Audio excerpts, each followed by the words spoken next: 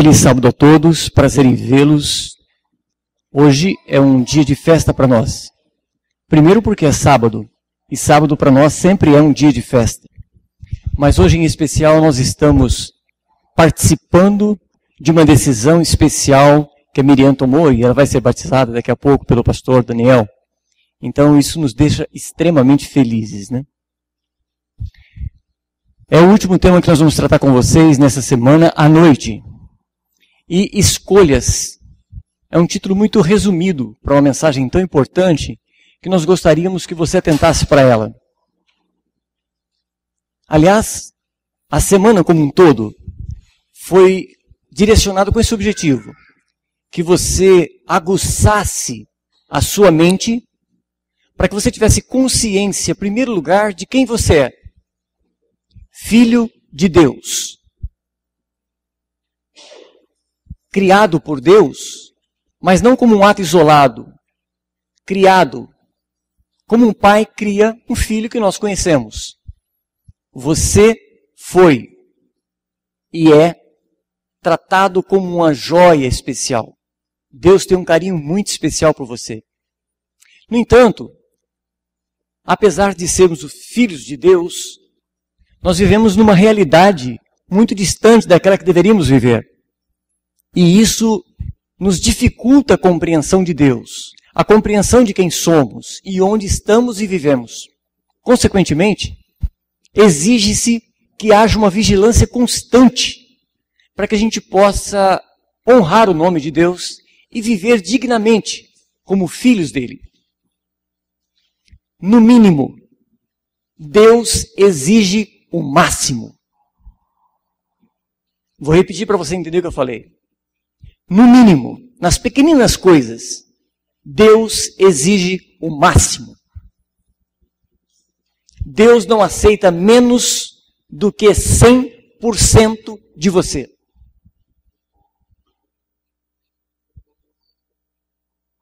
Deus quer ser Senhor absoluto da sua vida. Deus quer existir em você de maneira tão intensa que quem olhe para você não distinga se é você ou Deus quem está agindo ou falando.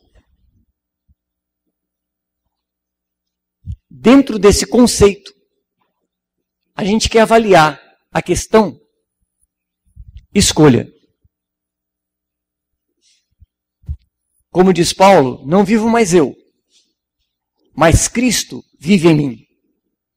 E Paulo continuava tendo gostos, sabores que percebia só ele.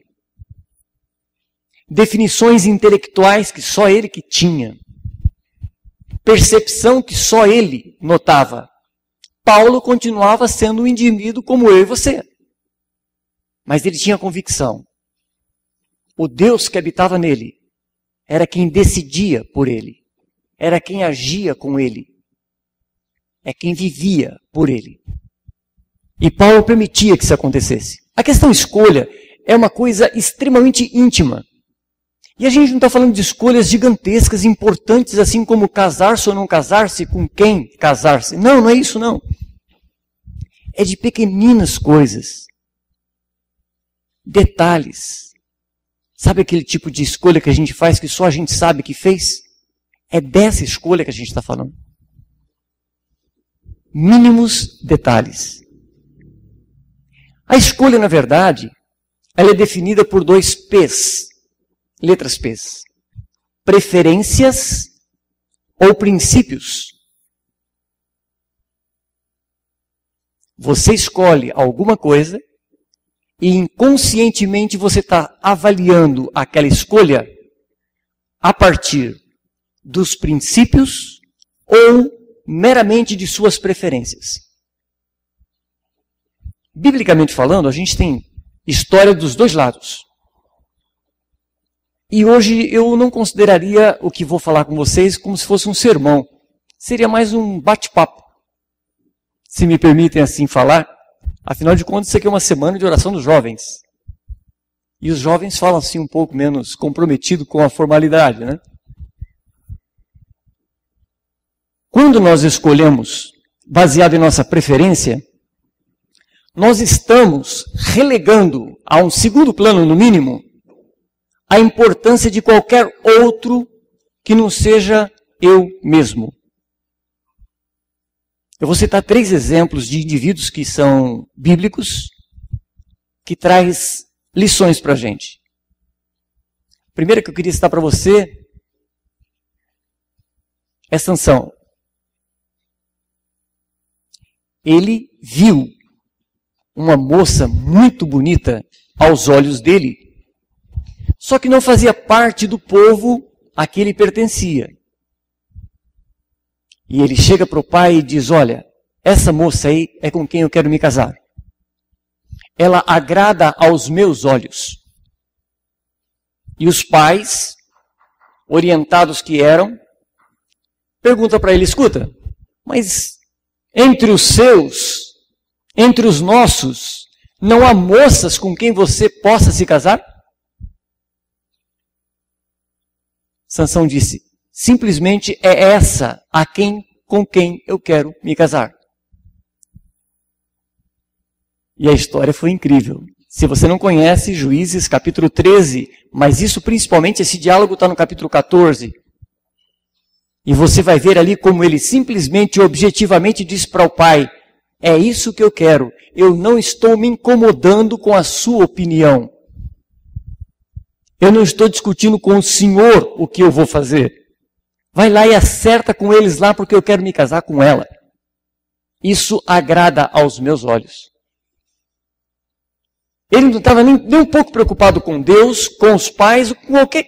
Não, era ele, indivíduo. Os princípios, nem de longe ele considerou. Ele considerou exclusivamente preferências. As consequências foram um pouco mais restritas ao caso dele especificamente.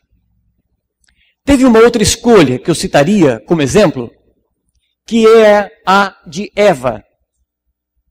Eva passeava pelo jardim e tinha ouvido de maneira clara que não deveria tocar no fruto da árvore do conhecimento do bem e do mal. Mas ela viu,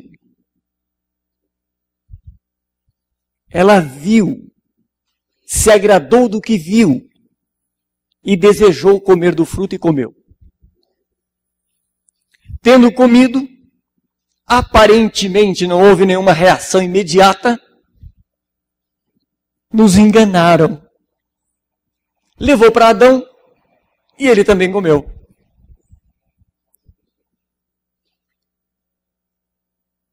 Ela constatou que ela podia satisfazer aos olhos e aos desejos dela, independente da orientação que ela tinha recebido. Se comer, vai morrer. Senhores, os olhos são terríveis. Se a gente pudesse ficar cego temporariamente e voltar à luz novamente, seria interessante em certas circunstâncias ou fases da vida, principalmente para nós pais, não é, pastor? A gente cegaria os nossos filhos com facilidade, não? Quem dera os meus filhos ficassem cegos em alguns momentos, eles não vissem o que precisam ou o que deveriam não ver. Mas graças a Deus eles enxergam muito bem. E infelizmente nem sempre eles escolhem por princípios. Aliás, a maioria das vezes, assim como eu, escolhemos por preferência. E foi o que aconteceu com Eva. Lógico, na minha concepção, Eva não tinha a mínima noção de como um simples gesto, comer de uma fruta, poderia trazer tamanha consequência para toda a sua descendência. A influência de Sansão foi relativamente pequena. Talvez ele não tenha feito o trabalho que Deus desejava que ele fizesse. Talvez só isso. Se é que eu posso dizer só isso. Mas Eva foi muito mais ampla a consequência e nós colhemos do fruto até hoje. Tem um pensamento de Ellen White, me permitam ler, que ela fala sobre essa posição de Eva. diz assim, está no livro Patriarcas e Profetas, página 61. A Eva pareceu coisa pequena desobedecer a Deus, provando o fruto da árvore proibida, e tentar o esposo a transgredir também. Entretanto, o pecado deles abriu as portas ao dilúvio das desgraças sobre o mundo. Pergunta ela, quem pode saber, no momento da tentação, as terríveis consequências que advirão de um passo errado? Simples. Isso é uma coisa isolada. Não vai trazer nenhuma consequência pior. É um problema meu. Eu só estou prejudicando a mim mesmo. Terceiro exemplo que eu trago para a sua análise e pensamento é o caso de Pedro. O apóstolo Pedro. Vocês se lembram? Jesus estava prestes a ser preso e, consequentemente, no dia seguinte ser crucificado. E ele fala sobre o que vai acontecer com ele, pelas situações pelas quais ele vai passar, prevenindo os discípulos para que eles não se sentissem tão mal. E Pedro então diz assim, Senhor, para onde o Senhor for eu vou. O que o Senhor for fazer eu vou junto. Não, Pedro, você não vai comigo não. Você não pode ir comigo. Senhor, eu vou. Por Senhor eu até morro. Não, Pedro. As suas preferências ainda são muito fortes. Você ainda não admitiu certos princípios que vai nortear, vai mudar o seu conceito de decisão. Você ainda não sabe o que você está falando, Pedro. Você não se conhece muito bem. O Senhor é que não sabe o tamanho da minha força de vontade em segui-lo. Ô Pedro, nessa noite, ainda que o galo cante, tu me negarás 3 vezes. Todos nós conhecemos bem esse diálogo. E na hora H, Pedro deserda. Pedro, como um soldado que deixa o seu exército, ele deixa Cristo. Desertou. A dor de Pedro foi imensa. Mas o que fez com que ele decidisse foi uma questão de preferência. Ele preferiu se misturar com aquela plebe rude do que se isolar com o príncipe Jesus e sofrer possivelmente as consequências dessa decisão. Ele não estava disposto a viver as consequências de estar ao lado de alguém que estava na iminência de ser crucificado. Ele temeu por si. Ele preferiu conservar-se. Lembra-se quando falamos ontem? Negue-se a si mesmo, tome a sua cruz e siga-me. É o que Jesus pede de nós. Negar-se significa negar a si o privilégio das próprias preferências. Senhor, eu prefiro vir de blazer cinza. Senhor, quero colocar uma gravata vermelha. Eu escolhi. Eu não pedi para ele, eu não perguntei para ele, Senhor, eu devo ir de blazer ou devo ir de paletó? Afinal de contas, isso não tem importância nenhuma. São coisinhas tão pequenas. Eu cheguei a conversar com minha esposa, você acha que eu devo ir de gravata? Hoje é uma festa muito especial, Miriam vai estar toda bonita lá, um batismo, tudo mais. Eu acho que eu deveria quebrar um pouco essa formalidade e estar de maneira diferente. Mas o fato, isso aqui é só uma exposição de mim mesmo para que você entenda o que é preferência e o que são princípios. Felizmente, essa questão que eu estou trazendo não envolve muitos princípios. Ainda é uma questão de modismo. A roupa para o orador. Princípios, senhores, é muito diferente de preferência, porque preferências mudam. Nossa, como eu já mudei as minhas preferências. Vocês não fazem ideia quanto. Cada fase da minha vida, e já vivi muitas, tive preferências diferentes. Dependendo das circunstâncias, então, vocês nem imaginam como a preferência muda. Às vezes a gente abre mão de todas as preferências em função de circunstâncias. Mas princípios não. Com ou sem dinheiro. Princípio. Preso ou livre? Princípios. Junto à família ou longe da família? Princípios. E a gente aprende com dificuldade, não é uma coisa natural. É necessário ter observação sobre o pensamento, sobre a construção do querer, do desejar, do olhar, do avaliar, do conceituar as situações para que a gente possa escolher sabiamente o que fazer. Lembra que nós acabamos de falar de Pedro? Então agora vem uma outra fase de Pedro. No livro de Atos, no capítulo 4, a gente encontra Pedro e João numa situação bastante diferente da que ele passou com Jesus. Agora está ele e João pregando o evangelho de maneira abusada, ousada, destemida, por princípios. Ele era agora um soldado valente do reino e ele tinha convicção do que ele tinha que fazer para Jesus na ausência física dele.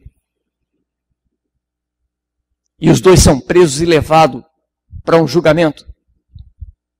E lá é dito para eles, escuta, parem de falar em nome de Jesus. Vocês não podem continuar falando em nome dele. E Pedro diz assim, escuta, pensem em vocês, julguem vocês mesmos.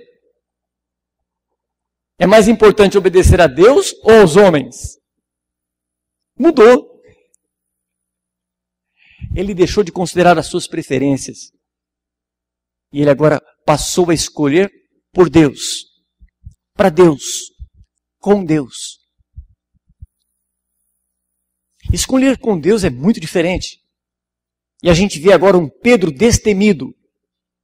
Se vocês acham que isso é pouco, vão alguns capítulos na frente e você vai ver o que fez Estevão. Tomou a mesma atitude. A mesma atitude. Senhores, eu quero provar para vocês que eu estou pregando em nome de quem precisa ser pregado. E aconteceu o que com Estevão? Imediatamente apedrejado, morto. Poderia ter acontecido com Pedro e com João exatamente a mesma coisa. Quando João e Pedro disse exatamente isso. Julguem vocês, é importante obedecer a Deus ou aos homens? Agora Pedro tinha uma outra visão, uma outra definição sobre a própria vida. Não vivo mais eu, mas Cristo vive em mim. A vida que eu tenho está guardada no Senhor. Se a Ele aprouver que eu morra, louvado seja Deus. Palavras de Pedro aqui. A gente entende isso, a gente percebe isso. A dedicação dele muda. O conceito é diferente. Para ser exato, vou citar a passagem para vocês vão encontrar a história de Pedro. É Atos 4, versos 19 e 20, se você quiser confirmar. Um outro sujeito que toma uma decisão assim, tremenda, é José. Para pensar e veja o que foi que norteou a decisão de José quando estava na casa de Potifar. Se você, jovem, não tem noção exata do que aconteceu com José, eu vou trazer algumas informações para te esclarecer. José estava mais ou menos com 18, 19 anos de idade. Idade que os rapazes nem pensam em sexo, concordam? Fazem nem ideia do que significa isso. O cara era bonitão, saudável, fisicamente muito bem, obrigado. Ele agora é um escravo. Ele foi vendido a Potifar como escravo. Só que ele não era só bonitão por fora. Ele era um sujeito que tinha aprendido a lidar, a administrar uma casa com os pais. E agora Potifar, então, que percebeu essas características dele, coloca ele para administrar a casa toda. Na casa dele tinha muitos bens. Mas não era só os bens. Os serviços também eram administrados por José. A entrada e saída, a alimentação, quem faz, como faz, o que compra, vende, tudo era administrado por ele. Quem era Potifar? Você tem ideia quem era? Potifar era um eunuco que trabalhava para o rei, para o faraó. Sabe o que é um eunuco? Eunuco é um homem que não tem atividade sexual. Jesus fala de eunucos que nasceram eunucos, eunucos que se fizeram eunucos e eunucos que foram feitos como tais. No caso de Daniel, por exemplo, possivelmente ele tenha sido feito eunuco lá em Babilônia. Por isso que Daniel nunca se casou e você nunca viu falar de Daniel ter descendentes. Para um judeu não casar-se era uma desonra, porque ele poderia gerar o Messias. Mas voltando a José, José está agora na casa de Potifar. Potifar quem é? Eunuco. Só que ele era eunuco por quê? Porque ele tomava conta das coisas do faraó e possivelmente do harém do faraó. Dentro desse conceito todo, ele tem uma mulher, uma esposa, normal, saudável, bonita, normal como qualquer mulher. Esposa de um eunuco, que não tem atividades sexuais. Mas a mulher naquele tempo não tinha as preferências como tem hoje muito bem definidas, não. Mulher, desculpe o termo que eu vou usar, mas era exatamente isso, era um objeto de propriedade do marido. Ponto, acabou. Ele tinha a mulher para ele e fazia o que ele quisesse. E acabou. Ou não fazia nada. Era o problema dele. Vocês imaginem um homem ter 700 esposas. Fora elas, tinha mais 300 concubinas. Dá para dar assistência para elas todo dia? Realidade. Vamos pensar na questão. Vamos pensar na questão. Você pega a história de Esther, por exemplo, que não eram tantas esposas que o rei tinha, e você vai notar que ela passa um tempão sem falar com o rei. Avalie essas questões. E essa mulher solitária como estava, essa mulher desatendida como era, essa mulher agora vê e tem em casa o mordomo dela, que é José. Quem era José? Escravo. O escravo não tinha sequer direito de dizer, eu sou senhor de mim mesmo. Hoje eu vou vestir um blazer. Ah não, amanhã eu vou colocar uma gravata vermelha. Nada disso. Ele não tinha direito de escolhas. Ele não tinha preferências. Não tinha preferências. Escravo não tem preferência. E essa mulher, saudável, bonita, chega para José e dá uma ordem para ele. Você já conhece a história, não precisa entrar em detalhes. José simplesmente escolheu por princípio ou por preferência? Princípio. Isso poderia ter custado o que a ele? A vida. Potifar, sabendo a mulher que tinha e a circunstância em que se deu, facilitou a coisa para José, pôs ele na masmorra. Ele foi preso porque ele estava errado? Não, ele foi preso porque ele seguiu os princípios. Lembra a passagem que Vinícius nos leu? Apocalipse 2, verso 10. Eu trouxe a Bíblia na linguagem de hoje para ler para você uma outra versão, mas vou ler no final. José escolheu por princípios. Aos 19 anos, 18, fala sério. Você teria coragem de decidir assim? Por princípios? Eu espero que sim. Porque Deus dá essa força ao jovem que pedir a Deus a força necessária para tomar essa decisão. José é um exemplo fantástico, assim como Pedro, que nós acabamos de dizer. Mas tem um outro, e aí eu volto ao personagem que eu apenas citei e falei sobre uma posição de questão sexual. Mas ainda vou falar de Daniel quando ele chegou na corte. Queridos meus, você tem ideia do que é ser um escravo de guerra? Eu vou dar alguns detalhes para você. Eles fizeram uma viagem de 40 dias a pé, puxados por correntes. Segundo o que a gente entende, pelo que está escrito historicamente falando, a corrente era amarrada, sabe onde? No nariz do sujeito. 40 dias. Chegando na corte, Nabucodonosor determinou que fizesse uma seleção entre os príncipes. Aqueles que fossem letrados. Aqueles que tivessem cultura suficiente para frequentar à corte. E entre eles está Daniel. Daniel agora então é aceito para estar frequentando a corte. Então ele tem que ser educado agora dentro dos princípios, dentro dos costumes babilônicos. E ele agora vai fazer uma faculdade de 3 anos. Só que essa faculdade é um internato, não com férias, é contínuo, é um escravo. 3 anos nessa faculdade. Como eles iam passar 3 anos no internato, a alimentação era de responsabilidade de Nabucodonosor. E como ele queria que esses homens estivessem na melhor forma possível, mandou que fosse servido a eles o mesmo do que ele comia, os manjares do rei. Só que Daniel, por uma questão de princípio alimentar, ele notou que aquilo lá não condizia com o que ele tinha sido ensinado a comer. Então, por uma questão de princípios, ele foi falar com o cozinheiro Mó. Ó, eu não como essa comida não. Porque o meu Deus diz que eu não devo comer. Aspenaz deve ter ficado maluco.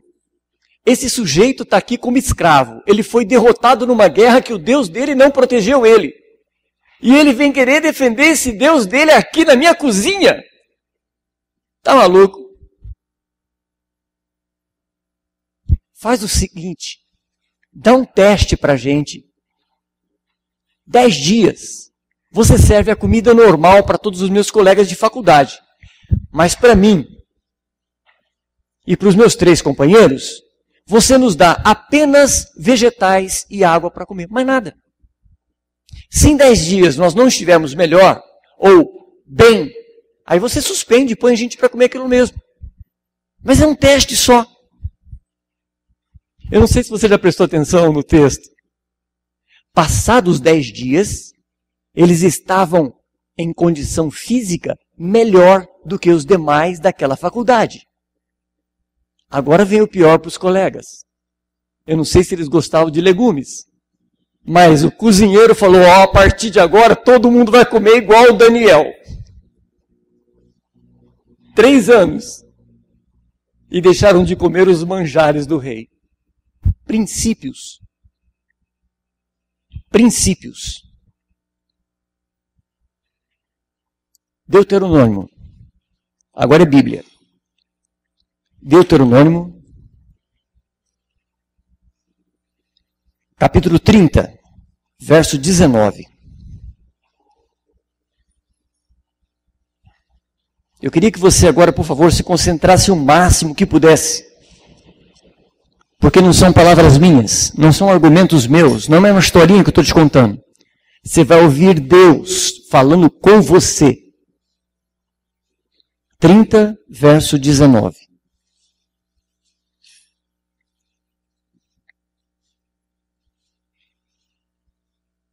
Por favor, isso aqui é hoje, não é no passado. Palavras de Deus. Os céus e a terra tomo hoje por testemunhas contra ti, que te propus a vida e a morte, a bênção e a maldição. Escolhe, pois, a vida, para que vivas tu e a tua descendência. Não é forte? Pensa no que você ouviu. É muito forte. Apocalipse 2, verso 10, na versão da linguagem de hoje. Eu acho que ela é mais contundente. 2, verso 10 de Apocalipse. Capítulo 2, verso 10. A minha tradução, essa tradução que trouxe, diz assim. Jovens, por favor, tenham a ousadia de assumir essas palavras como sendo um conselho de Deus. É muito forte. Ser um soldado de Deus exige muita confiança em Deus. Olha o caso de José e de Daniel. Olha o Pedrão falando. Importa obedecer a Deus e não aos homens. 2, verso 10. Não tenham medo do que vocês vão sofrer. Escutem. O diabo vai pôr na prisão algum de vocês, para que sejam provados e sofram durante 10 dias. Olha essa frase agora. Sejam fiéis, mesmo que tenham de morrer. Vou repetir. Sejam fiéis, mesmo que tenham de morrer. E como prêmio da vitória, eu lhes darei vida. Ou a vida. Foi um privilégio ter estado com vocês durante essa semana. Aqui tem um grupo muito especial que participou conosco praticamente todas as noites. E eu gostaria de agradecer muito o privilégio que tive de compartilhar com vocês das mensagens que nós recebemos. Jovens, eu desejo de coração que vocês tenham a ousadia de terem princípios. Que vocês tenham a ousadia de viver para Deus, ainda que esse viver implique em morrer. Afinal de contas, nós estamos nos dedicando, nos submetendo ao Senhor da vida. Que vivamos eternamente baseado em nossas escolhas. Amém.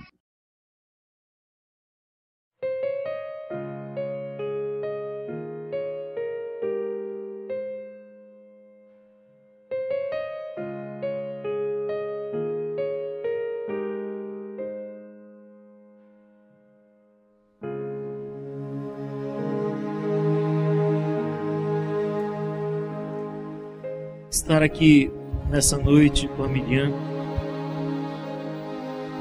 é uma emoção muito especial. Há mais ou menos 4 meses atrás, nós conversamos. Eu disse: Miriam, precisamos refazer os estudos. E a Miriam refez todos os estudos. 4 meses estudando a Bíblia, que ela já conhecia, as doutrinas que ela já conhecia. E a Miriam demonstrou uma persistência muito especial. Minha amiga Miriam, eu, ministro do Evangelho, seguindo a ordem do Senhor Jesus, nessa noite, batizo você, em nome do Pai, do Filho e do Espírito Santo. Amém.